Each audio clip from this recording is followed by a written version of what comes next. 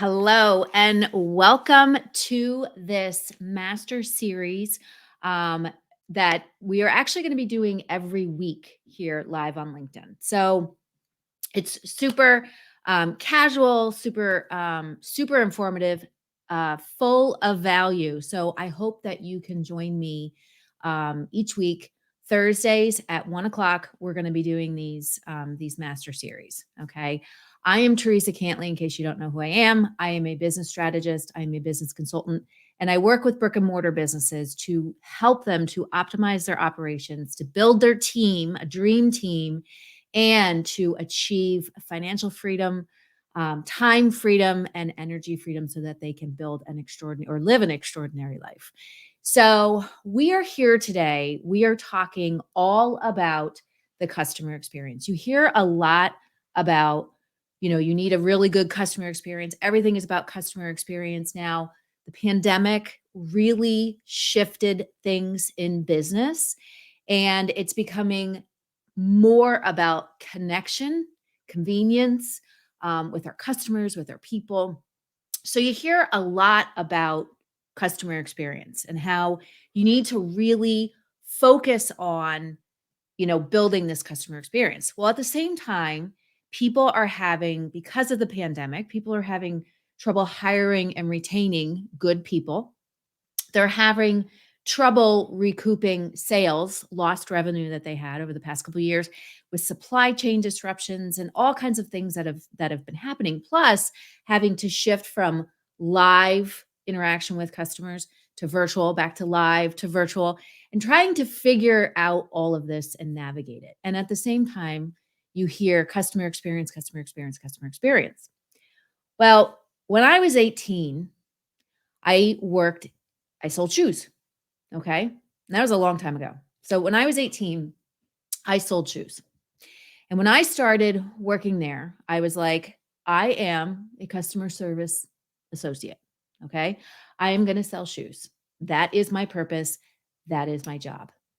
And I started working at the shoe store. And it wasn't like any shoe store. It wasn't like, Nordstrom's or Macy's shoes. It's a privately owned, entrepreneurial, small shoe store, but it had a big vision, had a very, very big vision. And the vision of the business owner was to seriously flip the shoe industry on its head and not just have it be about selling shoes and having customer service people and just constantly like paying commissions and getting more people in the door and having more sales and being a traditional shoe store. The vision that this business owner had was to not only sell shoes, but sell specific types of shoes. Shoes that were actually really good for your feet. Shoes that would help people who had foot surgery. Shoes that would help people who had issues with their knees or issues with their back or issues with their legs or hips or whatever. And it wasn't about the shoes. But even more so, what it was about and how he wanted to accomplish this big vision of not just being a regular shoe store, but actually selling these different types of shoes that were really good for your feet. And if you liked high heels and you wanted to wear high heels, you could buy them there, but they were really good shoes. You didn't have to cramp your toes into them. But if you also had back problems, or we had a customer who was in a car accident and couldn't walk. She broke her pelvis. She broke her femur, couldn't walk for 9 months, and then came in to get fitted for special shoes. And the thing is that we were the only place in the area that did this.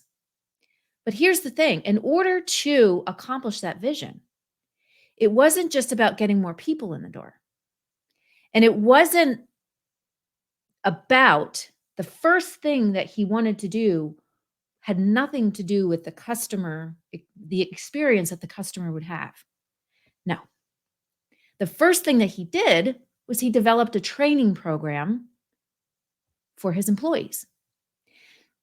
And it was a training program for his employees, but also what type of employees did he need in this business to carry forth this vision, this big vision that he had. And he developed a training program where you learned about all the different types of shoes. You learned about foot problems. You learned about how to fit people correctly. You learned about what type of shoe was great for what type of ailment that someone might have. And we also had training with actual podiatrists and orthopedic surgeons and people who were physicians that were working with these people so that we could sell them better shoes. And he had a whole system developed to train people, to continue to educate them, to bring people in on a regular basis to continue that education for his team. And there were also incentives and sick time and vacation time and things that he offered to take care of his team.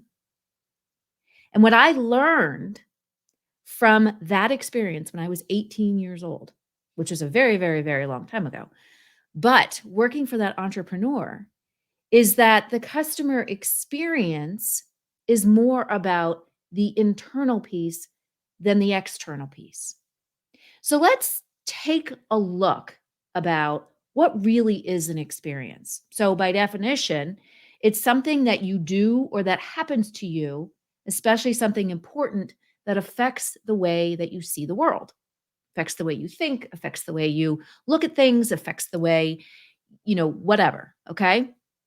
So when you go into a store and the experience that you have when you go into a restaurant or you go into a retail store, you go into a yoga studio, or even when you're working with an insurance company and you're talking to somebody on the phone, that experience is something that happens to you, something that you experience, and it affects you. Okay. You always hear how people treat you. They remember more how they get treated than what you actually said, right? How you made them feel than what you actually said. So when we look at that definition and we look at the customer experience, okay? When we look at the definition for culture, so let's look at culture now. So, culture is a set of behaviors, core values, beliefs, procedural norms that determine how employees and management interact and handle business.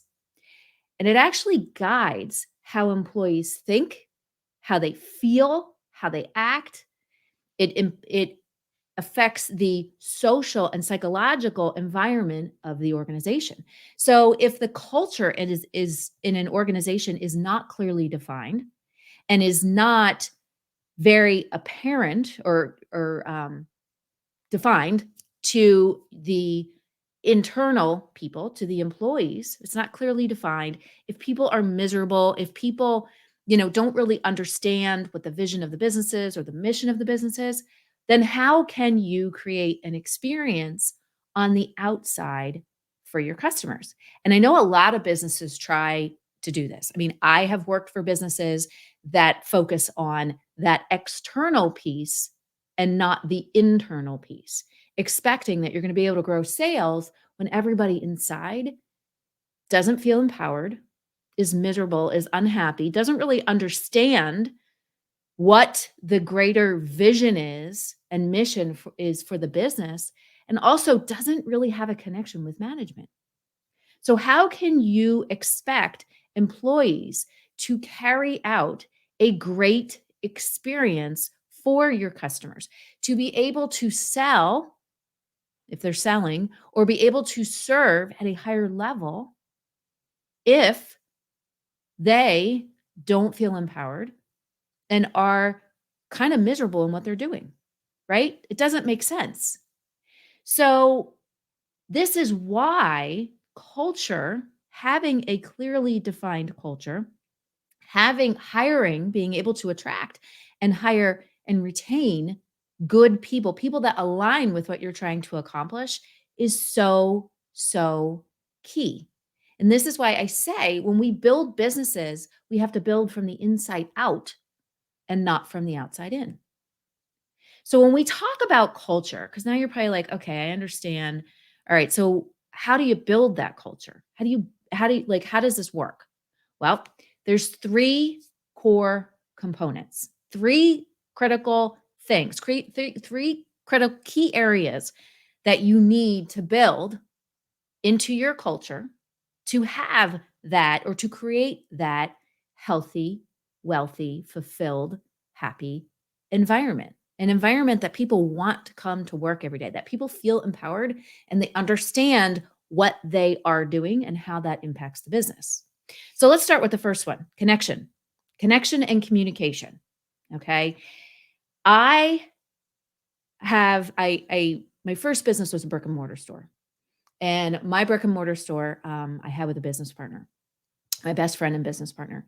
And she used to say to me all the time, she actually passed away this year or in 2021. And she used to always say to me that people always think that their purpose is to sell, to work harder, to, it's their purpose is based on their title. And actually, your purpose is based on who you are, how you connect to others, and how you show up in this world. So, connection in a culture, connection and communication, what that does is that gives people purpose. And when I say connection, I mean how you interact with people, how you show up every day. If you're a manager or a business owner, how you show up to every day with your team. I had a client one time where every time the head of the business would come in, they would have their head down, someone would say good morning and they would grump at them. And how do you think those people felt? They felt like that person was that business owner was unapproachable. That they felt that they weren't important to them or weren't worthy enough of a good morning. So when we have healthy and connection and communication where we are consistently talking to our people, we are consistently talking to them about the vision of the business and the future that we're looking to create. And we talk to them about what each one of their individual purposes within the business. It's not just about coming in and punching a clock. It's not just about making money for the business. It's not just about working hard, having your head down, and just doing what you need to do. And then come Friday at 5 o'clock, you're out the door. It's more about what each individual's purpose is. Back to my shoe store example, our purpose wasn't to sell shoes. No, it wasn't. It was to help people. It was to help people feel good. It was to help people heal. It was to help people be pain-free. And that aligned directly with the vision that the business owner had for the business to build a store, a shoe store that actually helped people and wasn't just about selling shoes. And quite frankly, they were very high-end shoes. And he made he had a very lucrative business off of it. So when we are able to have that deeper connection with people, we are able to give them purpose. They understand their purpose in the business. They understand how important they are in the role that they do, no matter what role that is. And they also understand how their role fits into the greater purpose of what the business is trying to achieve. And when you have that, that leads to empowerment. So when people understand their purpose, they have greater clarity on what they can do and how they can help to make the business successful. And when people have purpose, how do they show up? Do they show up sad, mad, angry, frustrated? irritated when when they're trying to work with customers, short. No. When they understand purpose, their purpose, and they understand how important they are to the business, they show up that way to customers. And having connection and communication and that purpose as one of your key things in your culture is going to help to have that healthy, wealthy, fulfilled culture. So, number two, integrity and alignment. Most businesses don't necessarily have an achievement problem. They can achieve things, they can get tasks done, they can roll projects out, they can, achieve sales numbers. But the problem is, and that only lasts for so long. The problem is that they don't have that alignment. And when I talk about alignment, I mean alignment with your mindset, alignment with your actions, alignment with your goals, and alignment with what is it that you are striving for. Most business owners, most small business owners don't take the time to fully develop the vision that they have. They don't take time. They set out all these goals and have all these to-dos and have all these tasks and overwhelm the crap out of themselves. But if they took a half a day every week, even a couple hours every week to realign, to determine, to fully design what their vision for their business is, and then go back and look at what are all the things that you have on your list? What are all the things that you want to accomplish? Go back and see if those align. I worked with a client in last year, and they were in the manufacturing industry. And they came to me and were so overwhelmed and so frustrated and so just burned out and thought that achieving success was not going to be possible for them. This was their third business that wasn't working, that wasn't profitable. They hadn't paid themselves, and they said, "We don't think that success is possible for us. We have all these things that we want to do. We have all these things on our list, and we're not getting to any of them. We say we're going to do them. We have them on our list, but we can't finish any of them. And we feel like this isn't going to happen. That success is just not going to happen for us. Why did we even start this business anyway?" So when we go back and we look at it and we say, "Okay, what is the vision that you have for this business? What do you want to do within the next year, within the next 3 years?" And when you start to develop that, you can see that the actions that you have on your list, the things that you've communicated to your team do not align with that. The things that you also have said that you were going to do, you never did. And many times over, as I saw with this client, they would promise their team, "These are the things that we're going to do," and then didn't come through with it because they were so overwhelmed over here and at many times over forgot that they were supposed to do what they said they were going to do, and they didn't. So when we took a look at everything and said, how can we get back in alignment with what is it that you're doing, your goals, your tasks, your projects, with what it is that you want to accomplish, as well as what are you promising your employees? What are you telling your employees you're going to do for them and for the business that you're actually not doing? How can you stay in integrity with yourself, with your team,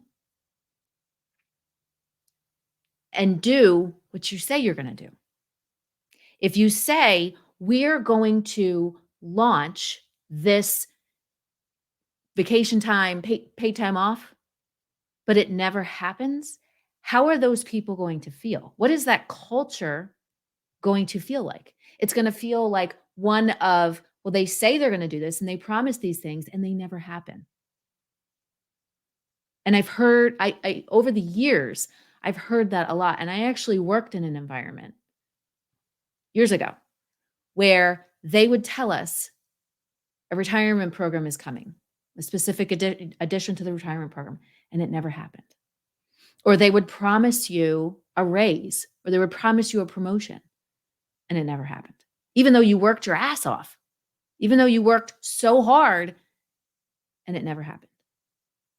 Or we're going to get this new line of XYZ in, and it never happens.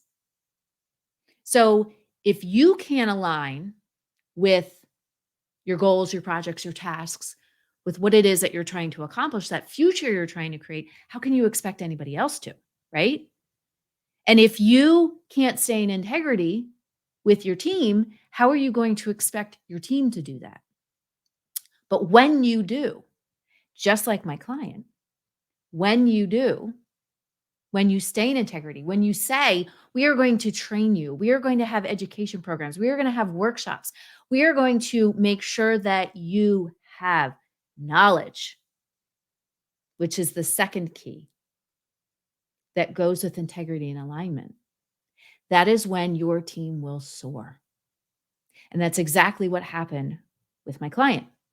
When they got in alignment and they stayed in integrity with what they said they were going to do, the morale in the business went up. The things that they were able to achieve went up. And this past year, they hit a huge milestone and went over $1 million in revenue. Why? Because they educated, they focused on knowledge, they focused on integrity, staying in integrity, and staying in alignment with what they were looking to achieve. They put in education programs, they put in training, they developed new product. And what happened? The team came together. And when the team came together and they saw all these great things happening and they understood their purpose in it, it flowed out to the customers. So number 2, integrity and alignment, which gives us knowledge. Number 3, diversity in thinking, in ideas, and in backgrounds. And this is something that is so key, and a lot of people just don't, a lot of business owners don't understand. And a lot of this comes in when you're hiring, you don't need to hire based on whether or not someone has experience in your industry. As I like to say to people, you need to hire based on human values, not hard skill. You can teach anyone hard skill. You can teach anyone how to do something, but you cannot teach value. You can't teach ethics. You can't teach core values. You can't teach those human skills, those human values. So I always tell people, when you bring people in from outside of your industry, and this is one thing that the pandemic really exposed, okay, is that a lot of industries had a lot of different problems and exposed those industries for the shortcomings that they had. So people are scrambling around trying to hire people in their specific industry. And when we take the time to say, what type of team do we want to build? What type of person do we need in this role? And we focus on those human values versus the hard skills. That is how we bring in, outside of our industry also, but that is how we bring in new ideas. That is how we bring in new ways of thinking. That is how we bring in different backgrounds. When you're building your business, and this goes hand in hand with the customer experience, just like the shoe business that I talked about. You don't need to do what the rest of your industry is doing. If you really want to grow your business, you need to be a disruptor. You need to think differently, act differently, and do things differently. And just because the rest of your industry is doing it one way doesn't mean you need to do it that way. So, back to my shoe store example, he brought in ideas from outside of the industry. He brought in ideas from the medical world. He brought in ideas from the educational world. And he brought in ideas from the retail world. But combining all of that stuff together and having that diversity is what gave him the innovative ideas, programs, offers, services, and experience that built his business. And everybody that worked there, nobody really had retail experience. We had a teacher and somebody who worked in the medical field. And I mean, at the time, I was still a student in college. And people from all over, there was a graphic designer, but we all came together and we learned the hard skills, but we all had those core values. So when we have diversity in thinking, diversity in ideas, diversity in backgrounds, diversity in experiences, that's how we can look at what we're doing in our own business and problems that we have or things that haven't worked out right. When we have that different way of looking at it through the eyes of all these different people on our team, that's how we can come up with better solutions that will continue to set us apart from everybody else and continue to build our business. And when we have diversity, when we bring in different backgrounds, different ideas, different ways of thinking, what we are able to do with that is we are able to empower people. We're able to empower people to make the right decisions because they understand their purpose. They have the knowledge and they're empowered because they understand how we want to do things. Because they know that even if they have an idea that is different from anybody else's or different, it's different than anything that's happened in the industry, they know they can present it. They know they can bring that idea forward. It might not it might not be put into action, but that's okay because they're empowered enough to know and they feel comfortable enough that it is something that can be talked about, can be examined, and whether or not it gets implemented, they were heard. They were heard, which is something that people care so deeply about. So when we look at this, especially the diversity in thinking and having those innovative ideas, that is how we can go from a chaotic culture, a culture of dysfunction. And when you have a culture of dysfunction and you're trying to create this customer experience, it ends up becoming like a facade because people are miserable. I will never forget several years ago, my husband and I went on vacation into the Caribbean. I went to this beautiful resort. Beautiful. It was recommended, highly recommended to us by friends of ours and by our travel agent. And we go to this resort and it's beautiful. Beautiful. The buildings are beautiful. The scenery is beautiful. Everything is beautiful. And we start talking to the employees and finding out the employees are miserable. And we could see why the experience there wasn't really what we were told it was. It wasn't this five-star, great experience. It was kind of cheesy. And again, employees started coming to us and complaining while they're like, waiting on us. While we're in restaurants and they're making our drinks, and they're complaining to us about the business, about the facility, about, and it was just the prime example of when your culture is dysfunctional and you're trying to build this amazing customer experience, the two are not in alignment and the business will never grow. Never.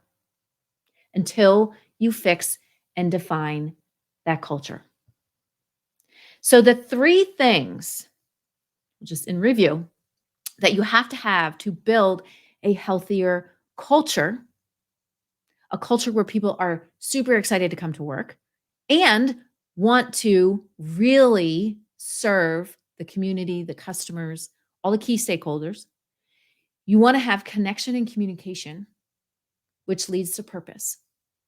You want to have integrity and alignment, which leads to knowledge. And you want to have diversity in thinking and ideas and background, which leads to empowerment. And when you have all of those things together, that is how you can start to build and define that culture. And when we start from the outside, which is what a lot of people want to do. A lot of business owners want to start with the outside. They want to start with sales, they want to start with customers, they want to start with marketing, they want to start with all that stuff on the outside. But the inside is broken. So when we start on the outside, we become and we think transactionally. Customers are just numbers, employees are just numbers. And that's how we start to erode our profits. That's how we start to erode the success of the business. But when we start from the inside and we fix the inside, we take care of the inside, we take care of our people, we take care of our team, we hire the right people. And when we hire them, we train them, we give them knowledge, we explain their purpose, we explain the vision. Then we become relational and we're able to disrupt our value and build a better business. A lot of people, and you might be thinking this, well, Theresa, I just want to increase my sales. I just want to have more sales in my business. I understand what you're saying about the culture, but right now I just need to build, sales. Our costs have gone up. Our expenses have gone up. I'm struggling to hire people. I understand the culture, but I just want more sales. But if I asked you, if you 10x your sales right now in your business, if you started on the outside and you had more sales coming in, do you have the right team to handle that? Do you have that right foundation to handle the increase in revenue? Do you have the right processes? Do you have the right capital? Do you have the right people? And again, all of those things get wrapped up in culture. Do you have the right culture? Is your culture well defined? Is it healthy? Does it give people a sense of fulfillment? And if you answer no to all of that, increasing sales is not what you need to fix. What you need to fix is that culture piece. And when I work with people in my high level, one-on-one, fractional COO offer, what we do is we focus on three key areas. We focus on figuring out your strategy, which includes your vision, your mission, purpose, core values, all of that stuff, your role as a business owner.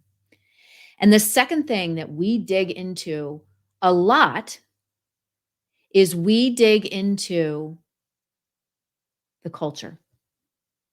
We dig into how we can build a better culture, how we can define a culture that is going to promote success and creativity and, again, diversity, and how that will then fit into the third piece, which is the customer experience. And when we have those three pieces together, we have a resilient business that is a wealthy business. And I don't mean wealthy necessarily just financially. It's wealthy internally and externally, as well as we make a greater impact in our community around us, with our customers, with our people, and just even beyond that. So, if you want to know what it's like to work with me, I'll tell you. The experience when you work with me in as a fractional COO is we dig in. I am the person that actually gets into the trenches with you. We figure stuff out. We start with the foundation. We build that strong foundation of a clear strategy, of a well-defined culture, and of a unique customer experience that is relational and not transactional.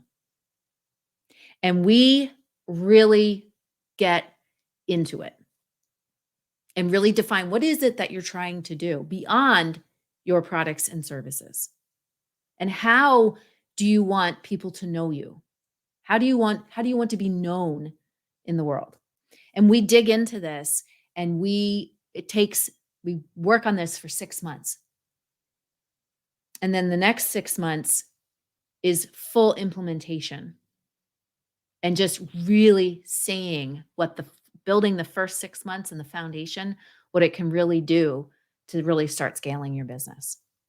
And people who work with me, they are people that need to do the work, that are willing to do the work, that are willing to see things differently, that are willing to accept that they have been fighting for their own limitations and it's time to let that go.